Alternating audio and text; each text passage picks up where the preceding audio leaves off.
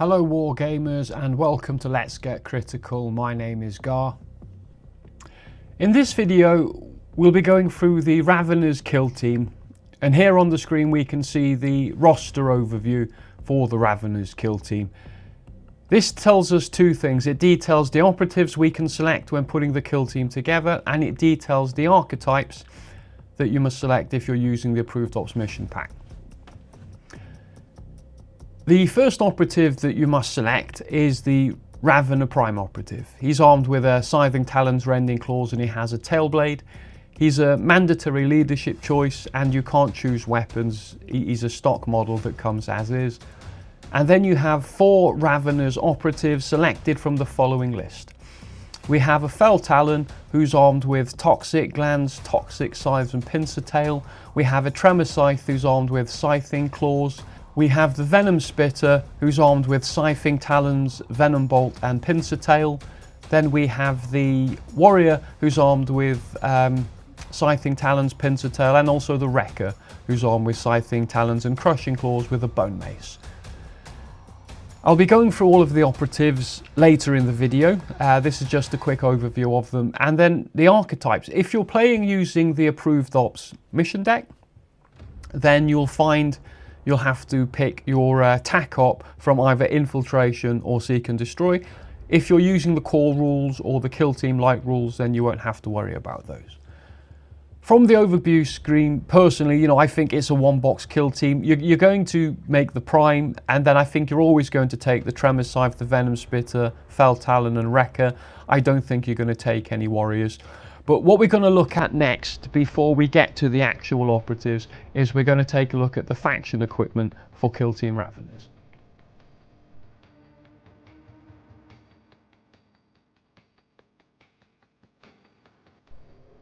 In this section of the video we're going to look at the faction rules for Kill Team Ravenous, and there are 3 faction rules that apply to the whole kill team throughout the whole game.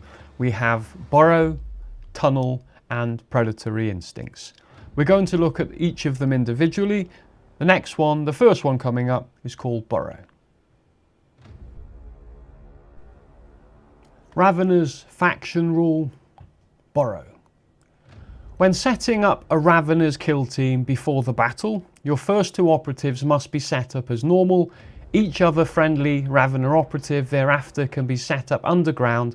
Place it to one side instead of in the kill zone. In the Firefight phase, friendly Ravener operatives set up underground are activated and can counteract as normal. Whenever a friendly Ravener operative is underground, it cannot perform any actions other than Burrow. At the end of the battle, each friendly Ravener operative that's underground is incapacitated. Friendly Ravener operatives can perform the following unique action. Burrow is 1 action point. If this operative is underground, set it up on your tunnel in a location it can be placed. It's no longer underground and it can be set up within control range of enemy operatives. Until the end of the activation counteraction, subtract 2 inches from its move stat. Alternatively, instead of resolving the above effect, if this operative is in the kill zone and on your tunnel, remove it from the kill zone. It's now underground. An operative cannot perform this action whilst carrying a marker. Wow, I know it's quite a lot to take in. It's quite a long-winded rule, and I've only managed to play 1 game with the Kill Team Ravenous, but essentially it's kind of that easy. You start them off, I put my first 2 operatives and I put the other 3 of my operatives underground. And then you have to place your tunnel markers. We'll look at that just now in a second. But once you have a tunnel, you can then spend an action point and they can come up from underground anywhere along that tunnel within 2 inches of it. They can land in operatives control range, and then you can spend another action point to go back down. So literally you can come up for 1 action point and then you can fight. And then in the next turning point, because obviously you can only use this action once, but you can then spend it again to go back underground. So, it is really good, it is really strong, and it is really useful. Like I said, what I'll be doing is a strategy guide going through all of these in detail, and I'll be doing a battle report between the Battleclade and the Raveners where I'll be able to show this. But for now, let's look at the next faction rule. Kill Team Raveners faction rule tunnel. At the end of the setup operative step, place your tunnel marker numbered 0 on the kill zone floor wholly within your drop zone and touching your kill zone edge. As a strategic gambit, in the first 4 turning points, you can place your next numbered tunnel marker on the kill zone floor wholly within 5 inches of your preceding tunnel marker. In kill zone Gallow Dark, this distance can be measured through wall terrain. This means that as the battle progresses, you can have a series of sequentially numbered tunnel markers, 0, 1, 2, 3 and 4. Once you've placed 5 tunnel markers, don't place any more, i.e. if your battle lasts more than 4 turning points. Your tunnel markers and the area between your sequentially numbered markers, i.e. between 0 and 1, 1 and 2, etc., create your tunnel. In a kill zone that uses the hazardous area rules, example kill zone Beta Tessima, for the purposes of the restricted movement rule, parts of a tunnel marker that are touching a hazardous area are treated as a hazardous area. In this example here, Operative A is on your tunnel as it's on the area between markers 0 and 1. Operative B is also on your tunnel as it's touching one of the tunnel markers. Operative C is not on your tunnel as markers 1 and 3 are not sequential, so the area between those markers is not part of your tunnel. I know it's another long rule. Again, like I say, we're going to do a strategy guide and show you how this works, and we're also going to do a battle report to demonstrate. But essentially, you know, the diagram kind of says it all. You start off after you've deployed your operatives. I put 2 on the board, remember, 3 underground, and then I placed my, my first token here. And then every turning point afterwards, you then place another marker, and that creates your tunnel. It is not complicated, but it takes a bit of going. I practiced on my own a couple of times and then played one game. We'll leave it there for now, and let's look at the final faction rule. You'll see all of this, like I say, in the battle report and in the strategy guide coming up soon. Kill Team Raveners faction rule Predatory Instincts. During each friendly Ravener operative's activation, it can perform 2 fight actions. Each friendly Ravener operative can counteract regardless of its order. Whenever it does, you can change its order first, or change its order instead of performing an action. For the latter, still treat it as having counteracted this turning point. During that counteraction, if it doesn't perform a mission action, it can perform a free Burrow action. So this rule's a little bit simpler. It doesn't really need diagrams. Yeah, and it's very good. Lots of elites have the 2 shoot or 2 fight actions. They've got 2 fight. And it's also got the the counteract regardless of its order as well. I think like the Angels of Death have got something very similar, but there are a couple of things about allowing it to burrow and stuff.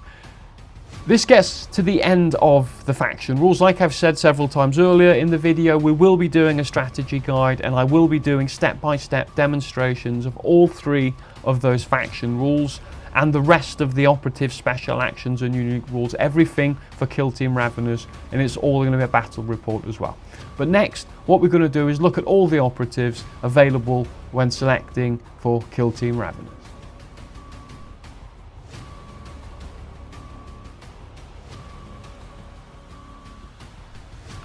Ravener Prime. 3 APL, 7-inch move, 5 up save, and 21 wounds. He has 2 weapons. He has a ranged weapon called Tailblade, 4 attacks, hitting on 3s with 3/4 damage. It's range 3 inches, rending, and silent.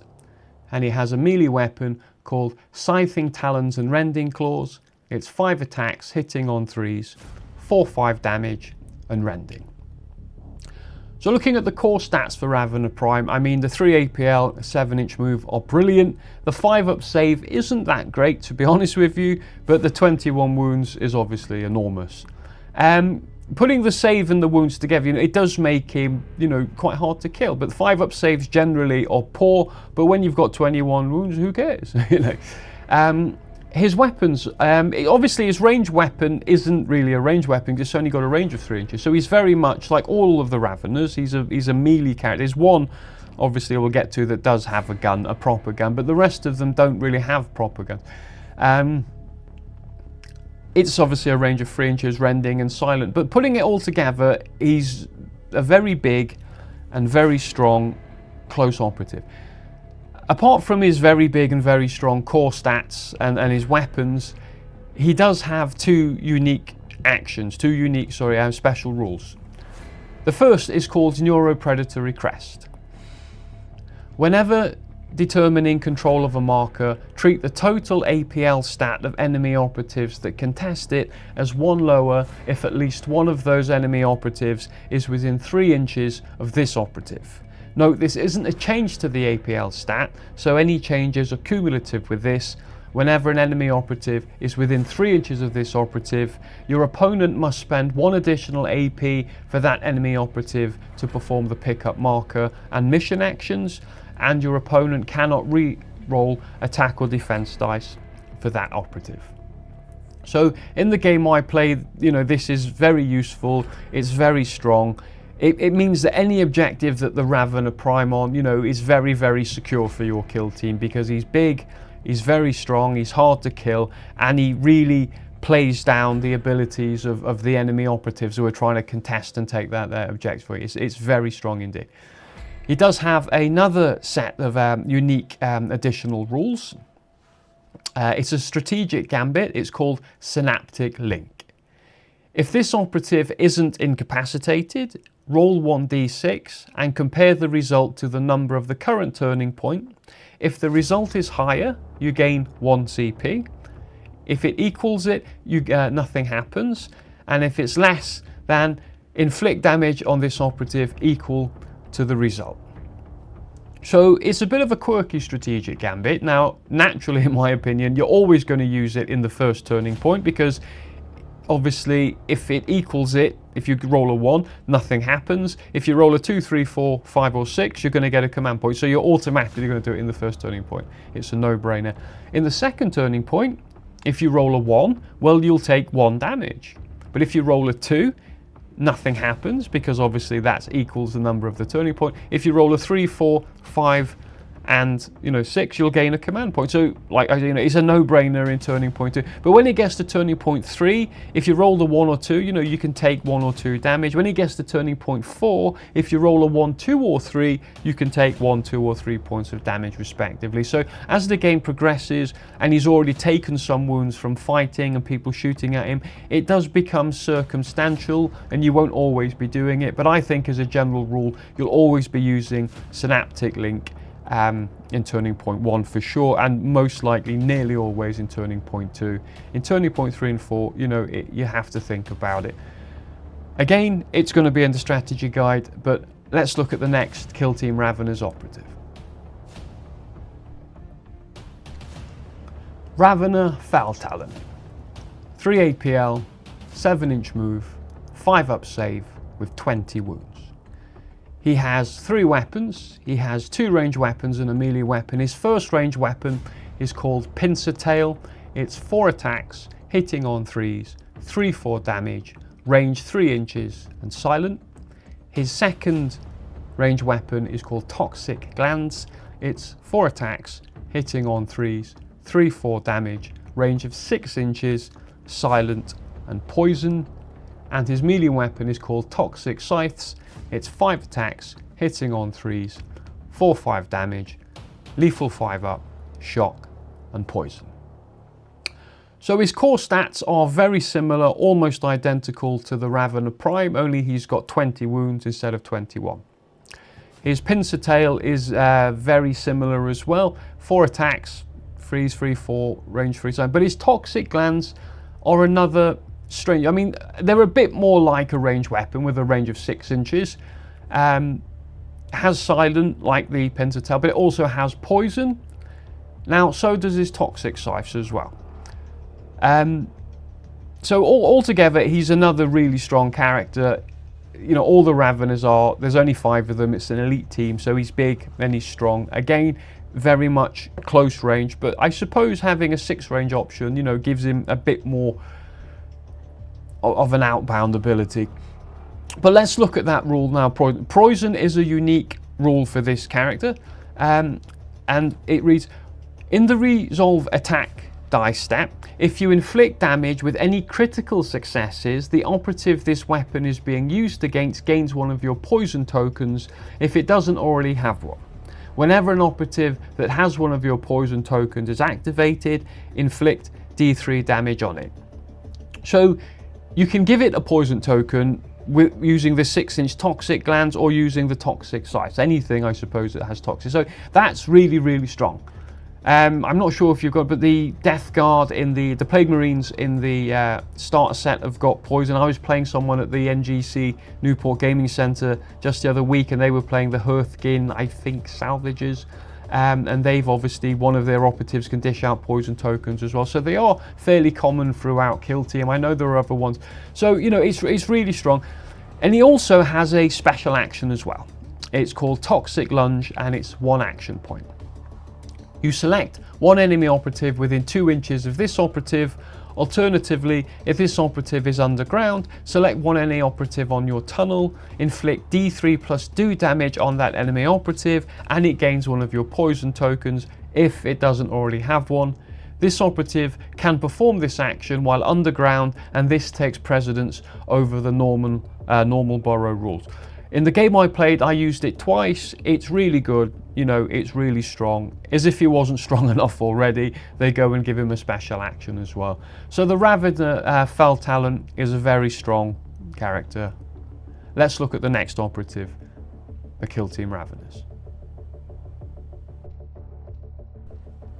Ravener Tremorscythe. 3 APL, 7-inch move, 5 up save, and 20 wounds. 2 weapon systems, a ranged weapon, pincer tail, 4 attacks hitting on 3s, 3/4 damage, range 3 inches and silent, and then a melee weapon, scything talons of 5 attacks hitting on 3s with 4/5 damage. So a very similar core stat line to the other Raveners. He does have 2 special rules, 2 unique rules. The first is Subterranean Ambush.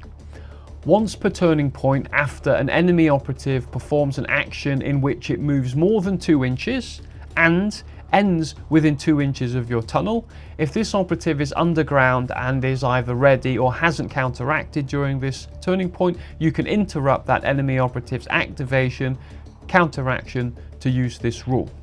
If you do, activate or counteract with this operative as appropriate, but during its activation or counteraction, it must fight against or shoot against that enemy operative and cannot do so against any other enemy operative until it does. If this isn't possible, this operative's activation or counteraction is cancelled and this rule hasn't been used. After completing this operative's activation, counteraction, continue that enemy operative's activation, counteraction if possible.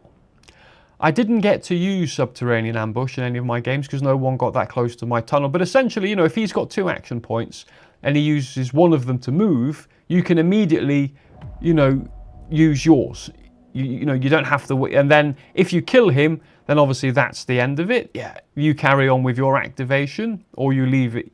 But if he survives, then he can use his other action point. So, you know, you get to interrupt his activation. But there'll be a demonstration in the strategy guide. He has another additional rule, a special rule for Ravener Tremorscythe. It's called Hypersensory Hunter. This operative can perform the charge action while it has a conceal order if it performed the Burrow action during the same activation or counteraction. I did use this in my game and it's really good. I burrowed up with a conceal order and then about 7 inches away was an enemy operative, so I charged in and I killed him and then I was left there with a conceal order. It's a pretty simple rule and that's it. Let's look at the next operative for the Ravener's Kill Team. Ravener Venomspitter. 3 APL, 7-inch move, 5 up save and 20 wounds. He has 3 weapons. His first weapon is a ranged weapon, Pincer Tail. It's 4 attacks hitting on 3s with 3/4 damage, range 3 inches and silent. His next weapon is called Venom Bolt. It's a ranged weapon with 2 profiles. The Venom Bolt blast profile is 4 attacks hitting on 3s, 3/5 damage, range 8 inches, blast 2 and poison. And the Venom Bolt focused profile is 4 attacks hitting on 3s, 4/5 damage, range of 8 inches, piercing 1 and poison. And his melee weapon is called Slithering Talons. It's 5 attacks hitting on 3s with 4/5 damage. So same core stat line, same Pincer Tail weapon and so, but the Venom Bolt is a real gun now. I know it's only range of 8 inches, you know, but there is something better. First, we'll obviously just quickly go over poison again, because his Venom Bolt profiles, both of them, blast and focus, have poison. It's a unique rule that other operatives have got as well. But in the resolve attack dice step, if you inflict damage with any critical successes, the operative this weapon is being used against gains 1 of your poison tokens if it doesn't already have one. Whenever an operative that has 1 of your poisons tokens is activated, inflict D3 damage on it. So it's very, very strong as it is, especially with the poison. But you have a special action. It's 1 action point and it's called Distend Dorsal Sac. Until this operative is shot with its Venom Bolt, or until it performs the Burrow action, whichever comes first, all profiles of the Venom Bolt have the lethal 5-up rule, add 1 to their attack stat, and the range of 8 inches rule is removed. So, you know, the Venom Bolt as it is suppose it's still a gun, you know, but it's not the best gun. But when you distend the dorsal sac, you can now use it as a proper gun and obviously shoot across the kill zone. I used mine 3 times.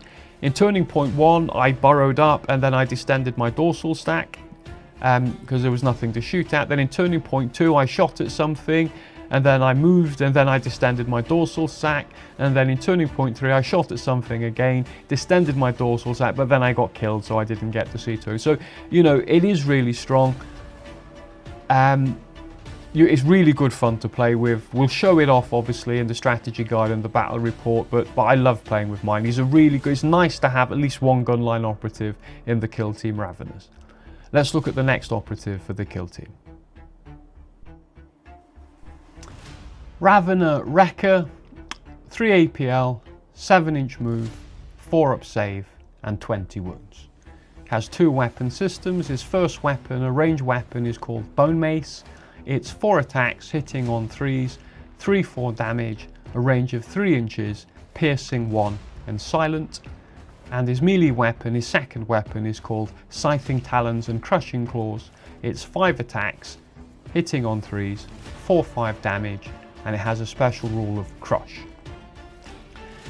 He's another beat stick. He's another big Ravener. This guy, if you look at his core stats, is a 4-up save, 3 APL, 7-inch move, and a 4-up save. So he's a lot harder to kill than the guys with a 5-up save. His Bone Mace is very much the same as the Pincer Tails, only it has piercing 1, and his Scything Talons and Crushing Claws are very similar to all the other Scything Talons, except it has the special rule of crush. We'll go through that rule now. Crush. Whenever you strike, you and your opponent roll off, adding 1 to your result if the operative this weapon is being used against has a wound stat of 9 or less. If you win, inflict additional damage on that operative equal to the difference between the dice results to a maximum of 3 additional damage. So this is a really cool special rule. I was going up against the Angels of Death, so obviously my mate was playing the Ultramarines, the Imperial Fists painted yellow Space Marines team. But all of them had obviously more wounds than 9, so I didn't get to add 1. But if I rolled, say, a 5, and he rolled a 3, well, I win, and I've beaten him by 2, so I do 2 points of damage. If I rolled a 6 and he rolled a 1, well, I win.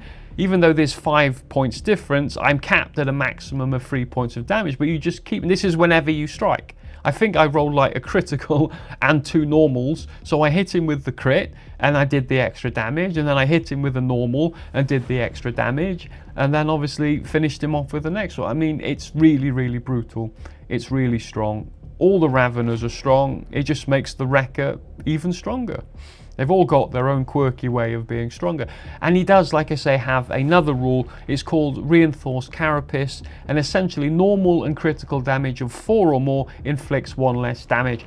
So even though he's got a 4-up save, not 5 like the other Raveners, a 4-up save and 20 wounds, when I was getting attacked by the captain with his power claw, his normal damage would normally be 5 and his critical damage would normally be 7, but the reinforced carapace rule means that it's 4 for his normal damage and only 6 for his critical damage. So, you know, it makes them hit a bit less harder, and every time you strike you get to have a little competition with a roll off, which potentially allows you to hit harder.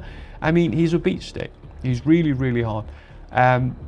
Let's look at the last operative for the Kill Team Raveners. Ravener Warrior. 3 APL, 7-inch move, 5-up save, and 20 wounds. 2 weapon systems. His ranged weapon is called Pincer Tail. It's 4 attacks, hitting on 3s, 3/4 damage, range 3 inches, and silent.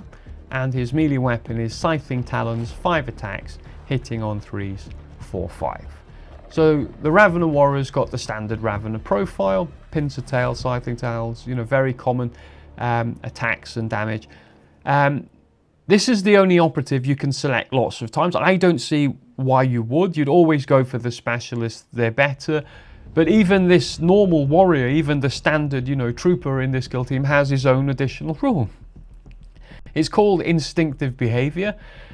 Whenever this operative is shooting against, fighting against, or retaliating against a wounded enemy operative, or an enemy operative that performed the fallback action during this turning point, this operative's weapons have the lethal 5-up weapon rule. So even though it's got a decent special rule, I don't think you'd ever take the Ravener Warrior. You'd always take the Prime and then all of the other specialists. But we've gotten to the ends of all the data cards available for the Kill Team Raveners. Again, like I said, we're going to do a strategy guide and we're going to demonstrate all of the rules, and we're going to demonstrate all of the special actions, including the faction rules, and we're going to obviously do a battle report as well. Next, we're going to have a look at the faction equipment for Kill Team Raveners.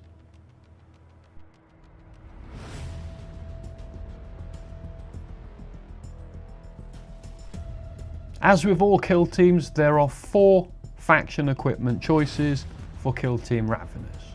We have Acid Blood, Chromatospore Camouflage, Heightened Senses, and Metamorphic Flesh.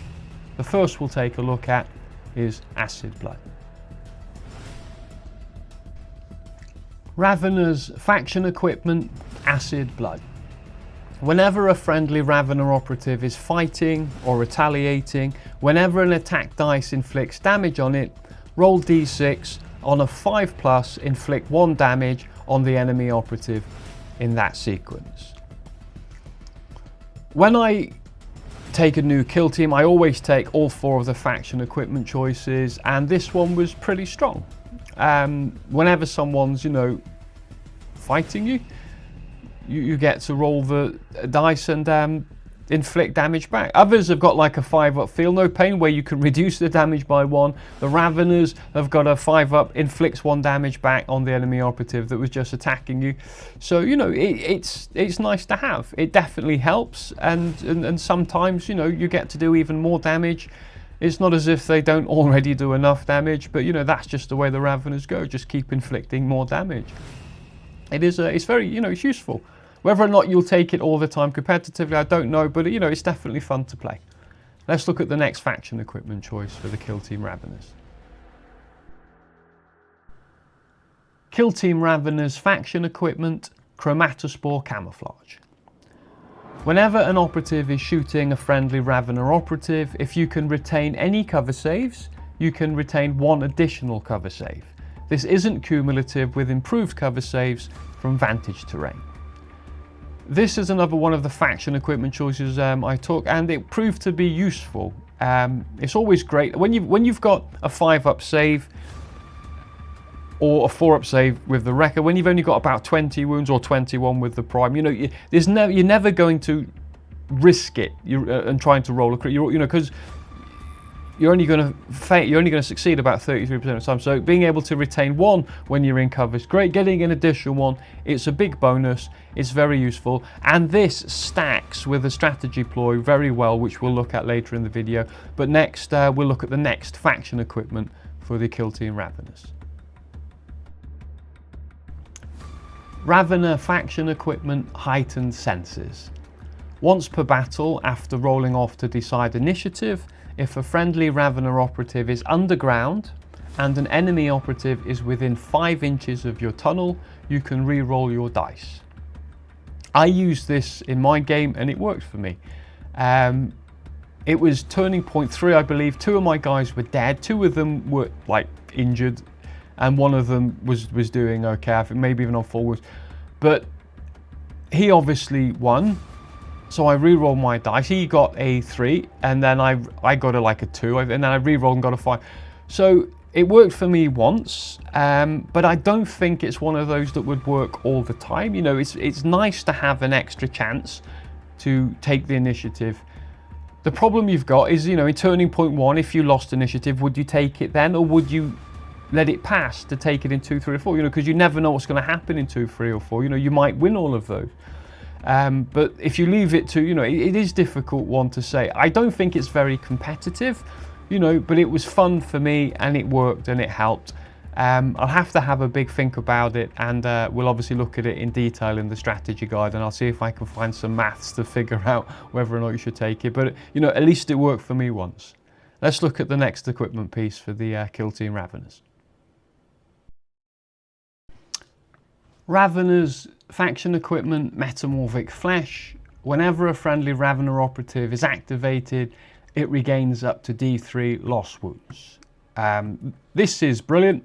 I think personally it's competitive, and I'll be taking it all the time. Every time I activated a model, I rolled the dice and regained 1, 2, or 3 wounds.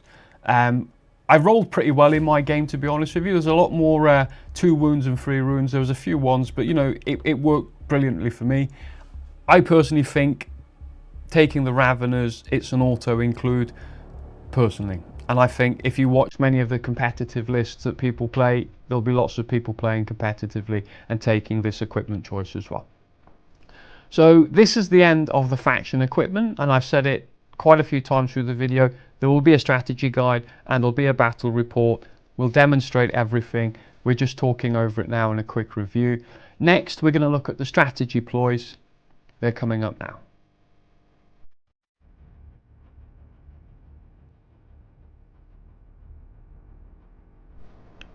In this section of the video, we'll be looking at the Kill Team Ravener strategy ploys. There are 4 of them. We have Death from Below, Tunnel Lurkers, Whipcord Emergence, and Writhe Out of Sight. Next, we'll be looking at the Death from Below. Ravener's strategy ploy, Death from Below. Whenever a friendly Ravener operative is fighting, if it's performed the Burrow action during that activation counteraction, its melee weapons have the balance rule. If it's on your tunnel, its melee weapons have the ceaseless weapon rule. Absolutely great. I used it twice, I think, actually. It's really good.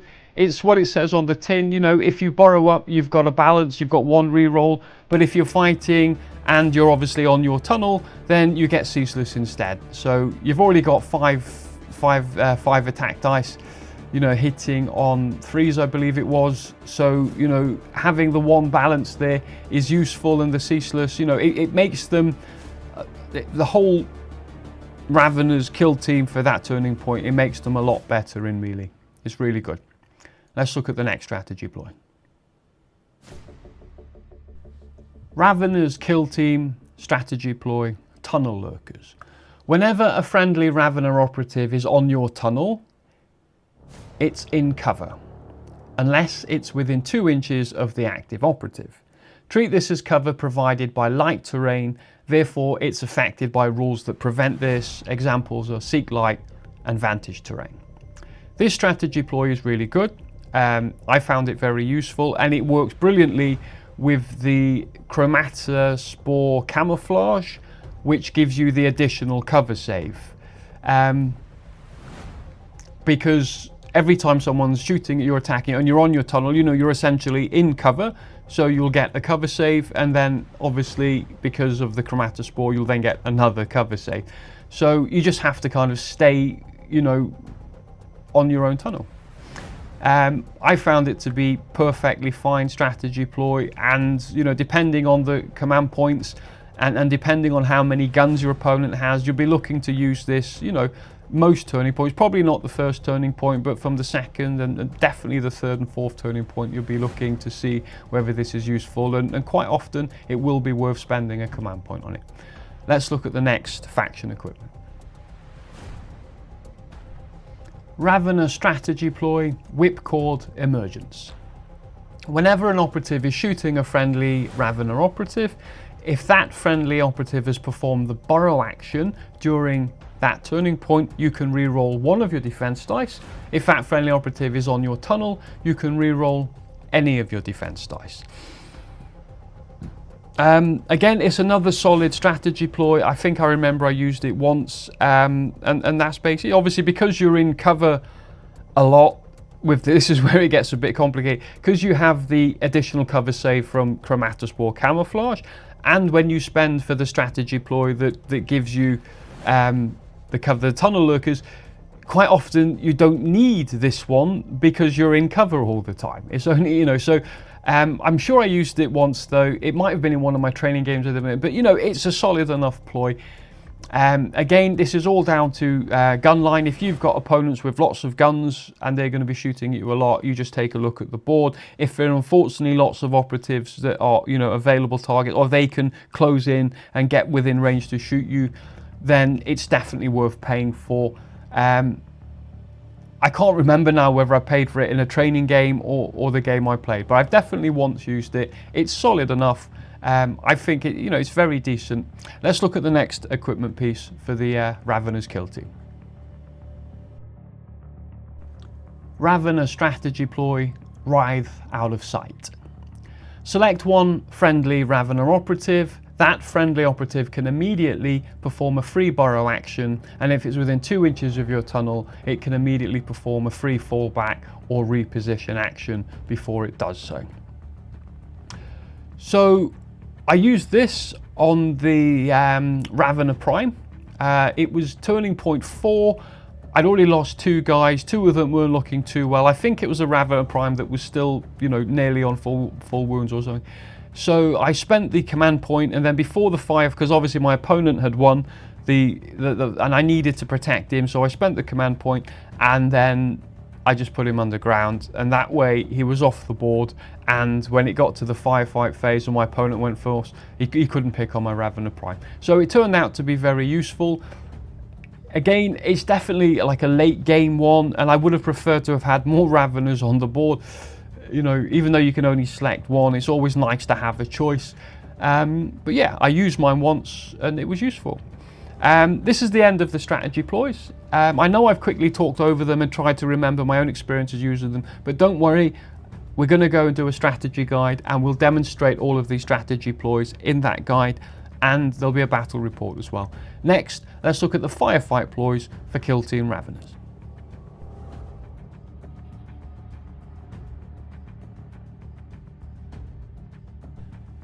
In this section of the video, we're going to look at the Ravener's firefight ploys. We have Burrowing Strike, Death Frenzy, Slithering Evasion, and Subterranean Horror. We're going to go through each of them in detail and have a quick once over and a review. The first one we'll look at is Burrowing Strike. Ravener firefight ploy, Burrowing Strike. Use this firefight ploy when a friendly Ravener operative performs the burrow action, before that operative is removed from the kill zone, or after setting it up on your tunnel. Inflict D3+1 damage on each enemy operative within its control range, rolling separately for each. You cannot use this ploy in the strategy phase or during a Felltalon operative's activation or counteraction if it performs the toxic lunge action, and vice versa. So this is another Firefight ploy that I used once. I was going to obviously burrow, come up and obviously attack a guy. I decided, obviously because they were Space Marines and they've got like 14 wounds and 3 up saves, I decided I had the command points and a bit of extra damage, you know, would go nicely. It would have been much better if I was playing like another kill team when they had like 2 or like the Death Corps or Commandos or something, you know, with lots of models, the Brood Brothers, and there would have been, you know, 2, 3 operatives on, but there was just one operative on the so I came up, I inflicted this damage, I killed him in the end. Yeah, it was pretty useful. It's like I say, if you've got the command points and you want somebody off an objective, it's definitely worth using, but it would be much better if you could get 2 or 3 of them in one go. Then it would be a no-brainer. But I used mine, it was fine. Let's look at the next Firefight ploy for the kill team. Ravener Firefight ploy, Death Frenzy. Use this Firefight ploy when a friendly Ravener operative is incapacitated. Before that operative is removed from the kill zone, inflict D3 damage on each enemy operative within its control range, roll separately for each. If that friendly operative is a Venomspitter, that's currently benefiting from the effects of its Distend Dorsal Sac action, inflict 2 D3 damage instead.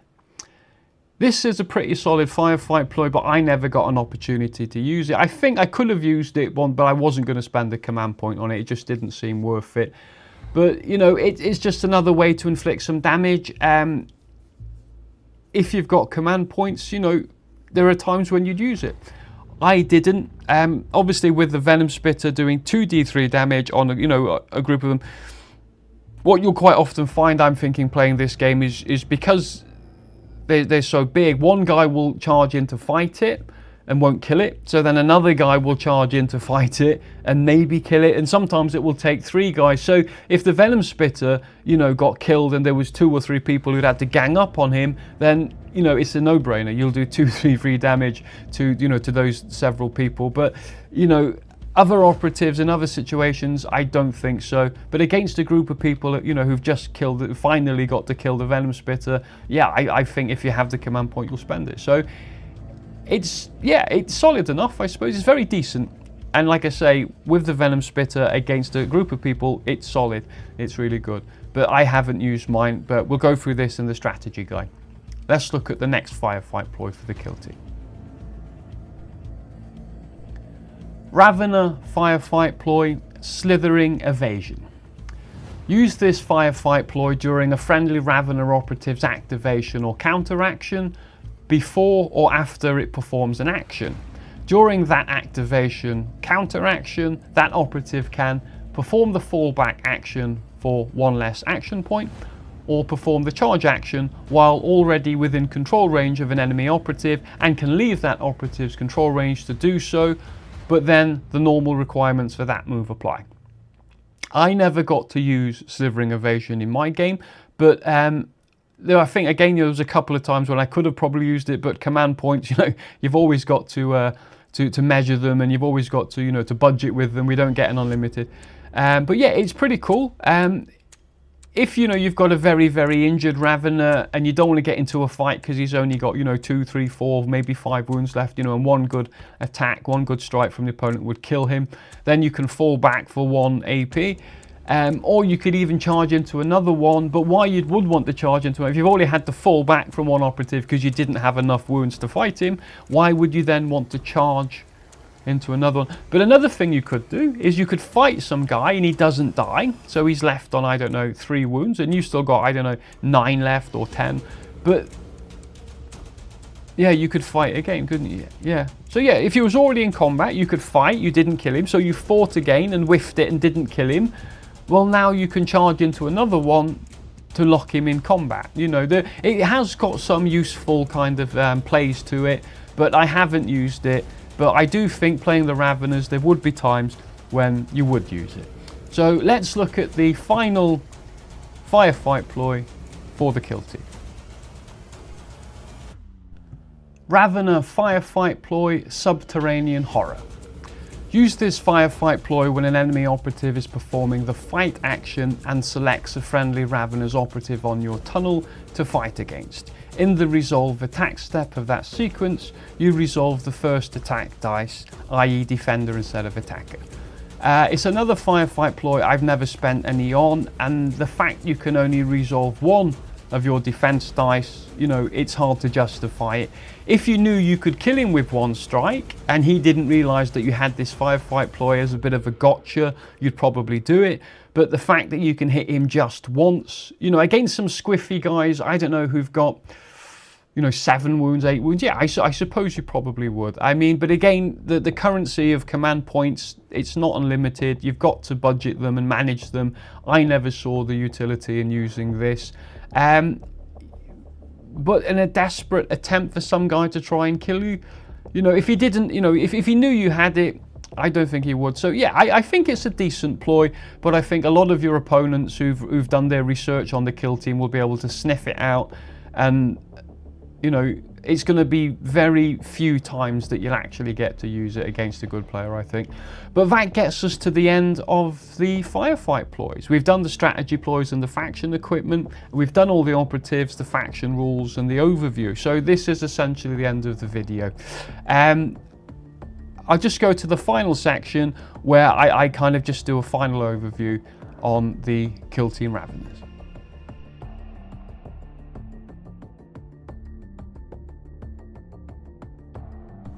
So this brings us to the end of the video on my review, the Let's Get Critical review on the Kill Team Raveners. The Kill Team Raveners are the first elite kill team we've had in the 3rd edition of Kill Team. There are lots of 6-man squads, so Angels of Death, Plague Marines, Nemesis Claw and others, but this is the first 5 operative kill team. They're very much a melee kill team. There's one, I suppose, very, very strong ranged operative in the Venomspitter, and the Felltalon has got a 6-inch weapon. Generally they're a melee team, they're a beat stick team, and they do have some great faction equipment, strategy ploys and firefight ploys. I like the Kill Team Raveners myself. They're not my favourite kill team, but it's just nice to have a change. You know, they play differently, they're tunnel and burrow mechanics and stuff. There are some quite complicated rules and things, so like I've said a dozen times in this video, we are going to do a strategy guide, and I'm going to demonstrate everything, all the faction rules, all the operatives additional rules, and all of the strategic gambits and ploys, everything in step-by-step detail, showing you how they work. It will be, you know, an in-depth video strategy guide, and then there'll be finally a battle report. I wanted to get these done before now, but the summertime, there's been heat waves and work, and you know, hopefully very soon those strategy guides will be done, and then there'll be a battle report straight after. So in the next few weeks, we should have that all wrapped up. My name is Gar. Thank you very much for watching this video. Have a nice day. Bye-bye.